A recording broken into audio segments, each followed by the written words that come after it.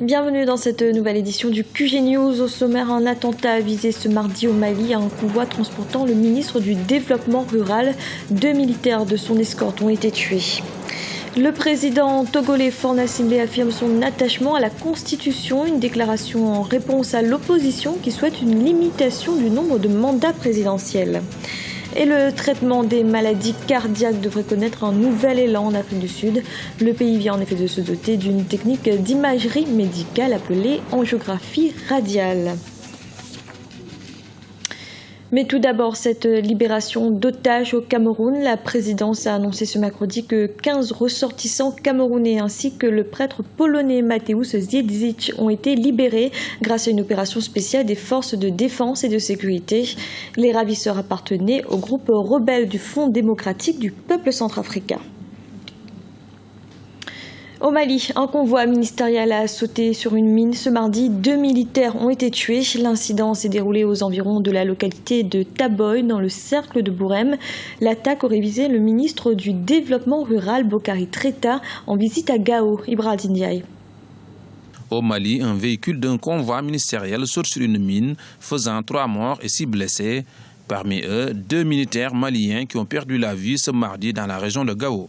Le ministre du Développement rural, Bokari Treta, et sa délégation qui faisait partie du convoi sont sortis indemnes de l'attentat. Pour certains, les islamistes ont été informés du passage du convoi ministériel et ont posé la mine afin d'atteindre leur cible. C'est un attentat qui n'est pas encore revendiqué, mais malheureusement, l'attentat a fait 3 morts et plusieurs blessés. D'ailleurs, le gouvernement de la République du Mali a fait un communiqué pour dénoncer cette situation. Donc aujourd'hui, c'est pour montrer toute la dangerosité de cette partie du nord du Mali. Selon des témoignages recueillis auprès de certaines populations, il y a des forces de défense qui assurent la sécurité. Ils auraient, disons, informé, en tout cas, le combat du ministre par rapport à des possibles attaques par rapport à cette route-là. Les pourparlers d'Alger ont repris depuis le 22 novembre et achoppent sur plusieurs points pour le moment. Parmi eux, la question du statut de la Zawad. Quand on essaie de faire un parallèle avec les négociations actuellement en cours, donc c'est un coup dur, mais ce n'est pas de nature à remettre en cause fondamentalement ce qui se passe actuellement à Alger. Donc c'était d'abord la rencontre entre les experts. Les experts ont rencontré individuellement le gouvernement malien et la coordination des mouvements armés. Et après, le gouvernement malien et la coordination des mouvements armés ont eu une journée de tête-à-tête. Donc cette journée, en tout cas, n'a pas abouti à grand-chose parce que chaque parti est resté sur sa position. La coordination des mouvements armés réclame toujours, en tout cas, le nom Azawad. Ils veulent toujours de l'autonomie, soit du fédéralisme, alors que du côté du gouvernement, le gouvernement ne veut pas entendre ni de fédéralisme, ni d'autonomie et encore moins le nom Azawad. Les djihadistes ont mené également une attaque kamikaze le 21 novembre dans la localité de Bourem, où devrait se rendre le ministre malien du Développement rural. Rappelons que pour réussir ce dialogue inclusif, 4 commissions ont été créées pour traiter les questions politiques, sécuritaires et de défense, les questions de justice et de réconciliation, mais également de développement économique. Dans l'actualité également, le président égyptien Abdel Fattah el-Sisi est attendu ce mercredi en France. Il doit y rencontrer son homologue français François Hollande et plusieurs hauts responsables dont le ministre des Affaires étrangères Laurent Fabius et le ministre de la Défense Jean-Yves Le Drian. Enjeu central de cette visite, la sécurité et notamment la coopération militaire. Le deuxième volet, c'est le volet de la coopération militaire, sachant que l'Égypte cherche à renouveler son arsenal aérien après l'achat il y a 30 ans des Mirage 2000 français. Abdel Fattah el-Sisi vient chercher, voir s'il peut compter sur l'achat de avions Rafale français pour renouveler la flotte aérienne. De ce point de vue-là, il y a aussi des difficultés de côté de Paris, l'échec, voire la difficulté, voire le chèque en Libye, avec l'effondrement total de l'État libyen. Ici et là, il y a une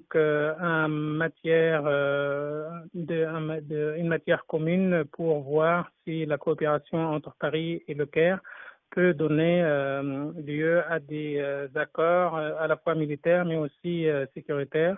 Et à la fois, de ce point de vue, on voit que le président Al-Sisi cherche à asseoir aussi sa légitimité internationale, puisque lorsqu'il a évincé le président Morsi, avait été accusé de mener un coup militaire. C'est une déclaration qui devrait alimenter encore un peu plus la polémique au Togo. Le président Faure Gnassingbé, en déplacement ce mardi au Ghana, a affirmé vouloir maintenir en l'état la Constitution. Des propos qui interviennent alors que l'opposition réclame une révision du texte pour limiter le nombre de mandats présidentiels. Marina Vanier. Il ne modifiera pas la Constitution. Le président togolais Faure Gnassingbé a réagi ce mardi 25 novembre au Ghana au cours d'une visite. Pour le chef de l'État, il n'est pas question d'une révision de la Constitution. Réaffirmant son attachement au texte fondamental du Togo, Faure Gnassingbé a invité au respect de la Constitution. Une déclaration qui vient alimenter la polémique au Togo, l'opposition appelant depuis plusieurs mois à la modification de certaines dispositions de la Constitution, notamment celles relatives au nombre de mandats présidentiels. La Constitution en vigueur serait rigoureusement respectée. Naturellement, l'opposition, les partis politiques peuvent avoir une opinion sur telle ou telle chose, mais je crois que ce vers quoi nous devons tous tendre, c'est la stabilité et surtout le respect des dispositions constitutionnelles. Au Togo, les débats autour d'une éventuelle révision de la Constitution sur la limitation des mandats présidentiels sont nombreux. Le 21 novembre 2014, 2 manifestations se sont tenues à l'appel de la classe politique. L'une de l'opposition en vue d'une série de réformes institutionnelles avant le scrutin présidentiel.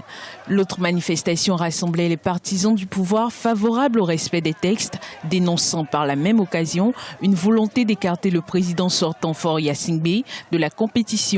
C'est trop facile après avoir bafoué, tripatouillé cette constitution dont demandait le strict respect. Cette constitution dont il se prévaut n'est pas celle pour laquelle le peuple a voté à plus de 99% en 1992. Ce que la constitution prévoyait dans son article 59, c'était que plus aucun Togolais ne soit en mesure de diriger le Togo pendant plus de 10 ans. Cette disposition a été purement et simplement supprimée de la constitution en 2002, sans qu'il n'y ait de discussion au sein de la classe politique et sans même qu'il y ait eu un référendum. Le seul recours pourrait donc être la rue pour l'opposition togolaise afin de contraindre le président à une modification du texte. Actuellement, le débat en principe est au niveau du Parlement où l'opposition a introduit un projet de proposition de loi portant réforme constitutionnelle et institutionnelle. Malheureusement, la déclaration du chef de l'État est de nature à ancrer le débat autour des réformes plutôt dans la rue, ce qui serait malheureux. Quand on voit un peu ce qui s'est passé au Burkina Faso et l'effet contagion que ça peut avoir dans les pays de la sous-région, il me semble que ce n'est pas indiqué que le débat sur les réformes se déroule dans la rue, plutôt que cela reste au sein du Parlement. Pour l'heure, le nombre de mandats du président n'est pas limité par la constitution togolaise, ce qui peut permettre à Faure Gnassingbé de briller un 3e quinquennat en 2015. Une possible candidature non encore confirmée par le chef de l'État lui-même. Le Maroc accueille à partir de ce jeudi 27 novembre le Forum mondial des droits de l'homme. L'événement aura lieu à Marrakech. Les participants devraient venir de près de 94 pays. L'occasion d'un état des lieux des principales avancées, mais aussi des contraintes en matière de droits humains. Écoutez à ce propos Driss El Yazami, président du Conseil national des droits de l'homme au Maroc. Écoutez, il y a d'abord une très grande affluence. Nous avions prévu autour de 5000 participants. Nous avons, à la date d'hier soir, donc le mercredi, à 48 heures du départ, plus de 7000 inscrits. Donc il faut gérer cet afflux supplémentaire. Il y a une séance d'ouverture demain, jeudi, à 18h, une séance de clôture le dimanche à midi. Entre ces deux moments, plus de 150 activités sur des problématiques traditionnelles des droits de l'homme, comme par exemple les droits civils et politiques, les libertés d'expression, la liberté d'expression, mais aussi des problématiques émergentes, comme par exemple les droits de l'homme des personnes âgées, le monde de l'entreprise et les droits de l'homme. Il y a de plus en plus d'initiatives sur cette problématique, ou par exemple les grandes échéances sur l'environnement. En Afrique du Sud, un hôpital de Cape Town vient d'accueillir la première unité d'angiographie radiale du pays. Cette technique d'imagerie médicale permettra une autre approche dans le traitement des maladies du cœur et devrait bénéficier à la recherche pour l'ensemble du continent. Ibra Ndiaye. Ouverture de la première unité d'angiographie radiale du continent à Cape Town. L'angiographie est une technique d'imagerie médicale portant sur les vaisseaux. Il s'agit d'un service pionnier de cardiologie qui permet la pratique d'interventions coronaires sur les patients en accédant à un petit vaisseau sanguin situé dans le bras. Ce nouveau service à l'hôpital Tygerberg sera d'une importance capitale pour la médecine en Afrique du Sud et pour la recherche sur l'ensemble du continent. Cette technique est nouvelle en Afrique et dans notre hôpital, mais ce n'est pas une nouvelle technique.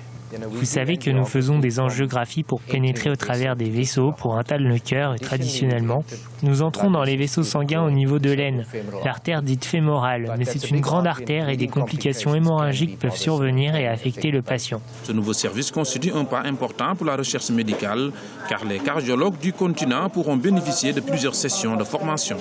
De toute évidence, nous avons l'obligation de fournir suffisamment de cardiologues pour les patients en Afrique du Sud, mais notre obligation a tendance à s'étendre. Nous sentons l'appel du continent africain tout entier. Il ne s'est pas passé beaucoup de choses en matière de formation dans les autres pays, plus au nord du nôtre. Par conséquent, nous nous sommes assignés la mission de former nos collègues d'autres pays, en plus des Sud-Africains. Par exemple, le dernier stagiaire qualifié par cette institution était du Kenya et nous venons de prendre 2 nouveaux candidats de la Zambie et du Rwanda. L'ouverture de cette nouvelle unité et la mise en marche des nouveaux appareils ont permis à plusieurs patients de bénéficier d'opérations chirurgicales. Je n'arrivais plus à marcher ni à faire quoi que ce soit. Toute tâche du quotidien s'avérait difficile pour moi parce que le liquide qui se trouve sur mon cœur remontait vers le cou. Il était donc très difficile pour moi de m'abaisser.